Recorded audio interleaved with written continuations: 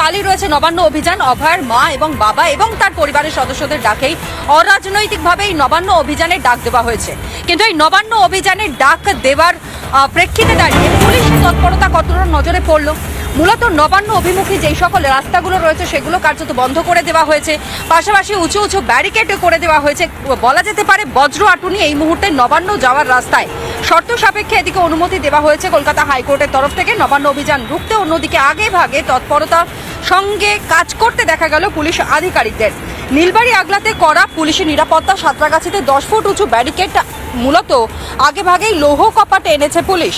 নবান্নমুখী সব রাস্তা বন্ধ রাখার সিদ্ধান্ত নেওয়া হয়েছে। কার্যত সাধারণ মানুষ যারা নিত্যযাত্রী তারা যে সমস্যার মধ্যে পড়বেন আগামীকাল এই পুলিশি তৎপরতার কারণে তা কার্যত স্পষ্ট। অন্যদিকে হাইকোর্টের তরফ থেকে কিন্তু অনুমতি দেওয়া হয়েছে শর্ত সাপেক্ষে। এই মিছিল এগিয়ে যাবে ধীরে ধীরে নবান্নের উদ্দেশ্যে, যেই নবান্ন অভিযানের ডাক মূলত অভয়ের পরিবারের তরফ থেকে দেওয়া হয়।